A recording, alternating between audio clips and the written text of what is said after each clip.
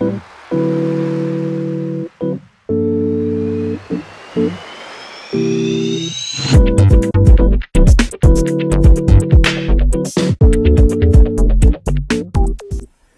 you use this kind of crown remover?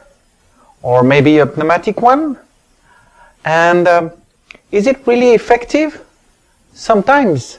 Well, it means that it's not that effective then. And do you feel comfortable when using it? Not really? What about your patients? Do they feel comfortable? No? Well, I think you should probably watch this short message then. Actually, all traditional crown removers face three main problems. The first problem is that they waste a lot of energy into the ligament, which absorbs most of your strength. This explains why patients suffer and also that you have a poor efficiency. The second problem is that you never know what you are going to remove, especially when dealing with the buildup under the crown. If you are lucky, this is what might happen. But if you're not lucky, this is what could happen, or even this. The weakest link will always break. And who knows, you could even remove the tooth. The third problem is that you are not Superman. You can't see through the crown. You can't say what's under the crown. You can't say what is the accurate shape of the preparation. And so, when you pull, especially on posterior teeth, it is absolutely impossible for you to make sure that you pull along the axis of the crown.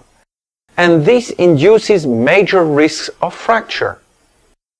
This is probably why most dentists don't use these crown and bridge removers anymore.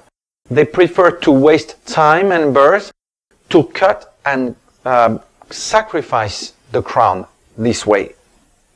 So, let me now show you quickly how to use the WAMkey. First of all, you are going to drill a little window on the buccal, the mesiobuccal or the mesiolingual side of the crown. You just choose the easiest access for you. Then you are going to enlarge this window slowly until you can see or feel with the burr that you have reached the junction between the prep and the crown, or if you prefer, until you can see the cement line. Usually I would say that this operation will not take you more than 30 to 40 seconds. The third step consists in drilling into the cement through the window and following the inner side of your crown down to the center of the crown, down to the center of the prep, in order to create this little tunnel. And I would say that this operation shouldn't take you more than another 5 seconds. Now, all you have to do is to take this key, so big tooth, big key. The actual size is much smaller, of course. So then you introduce the key down to the bottom of your tunnel, and with 2 or 3 fingers, you just make a little twist like this. No rocking movement, only twisting. And you see, look at the margin here. Actually, you just lift the crown up. Oh, I know what you think. It looks too good to be true. But there's nothing magic here. It's all about mechanics. So let's analyze what happens here. First of all, WAMkey doesn't pull on the tooth. WAMkey pushes on the tooth, which means no discomfort at all for your patients. It's the same as if your patient was chewing. All what your patient will feel is a little pressure on his tooth. And if you have a buildup under the crown here, you will never remove it because you will now push on it. You are also between the prep and the crown, so you don't lose any energy into the ligament. All your strength, all your energy is now fighting against the cement. So you will need far less strength than if you were pulling the crown. Final point. The two forces into the crown and on the prep are exerted at the center of the prep, along the axis of the preparation. And you see, if I put the crown here on my finger, the crown is free to go where it wants to go. It's looking for the easiest way, the way of least resistance. So I would say that the crown is looking for the weakness of the cement. And this is the reason why you will never need to use your plain hand to remove your crowns. 2 or 3 fingers are far enough.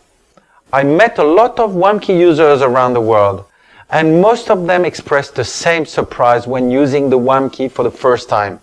They all had the feeling that the crown was already loose. So please, when using the WAMkey for the first time, take it easy. No more than 2 or 3 fingers. Now, let's summarize the advantages of the WAMkey for you. First of all, it's much faster than any other solution. It's even faster than to cut it all. And of course, you will also save your burrs and your turbines.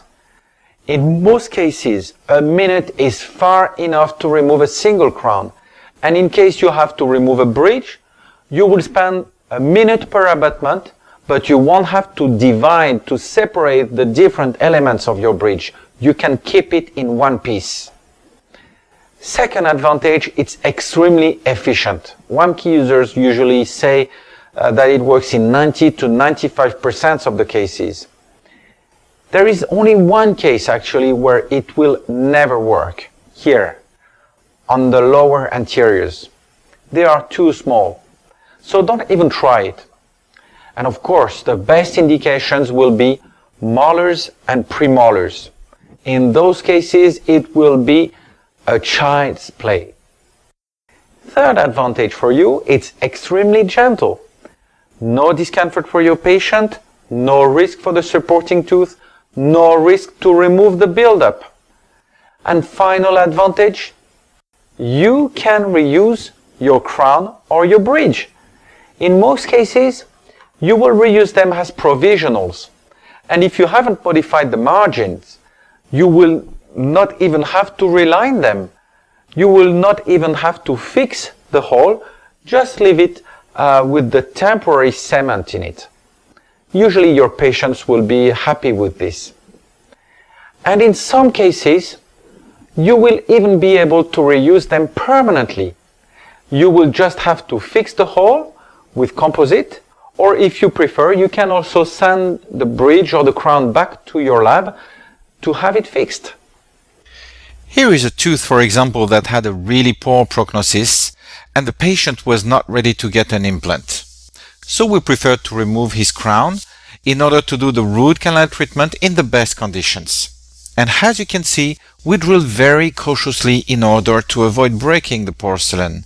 And we even removed the porcelain around the window in order to avoid touching it with the WAMkey. I also wish you to notice that we could have done this window on the lingual side, but for the video it was much easier for us on the buccal side, of course. As usual, we first tried the smaller instrument, the WAMkey number 1, because it works closer to the vertical axis, but this time it was too small and was turning loose. So we removed it and tried the number 2. And as you can see, it worked magically.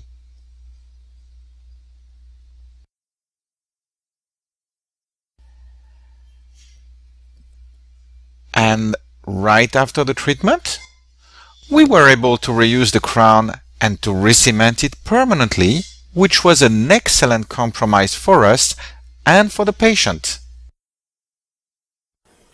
So, I hope that my presentation convinced you that WAMkey is presently the best solution for removing crowns and bridges. And I especially hope that I convinced you to try it. If you need more arguments, to switch to WAMkey, I also recommend you to watch our clinical cases on the website.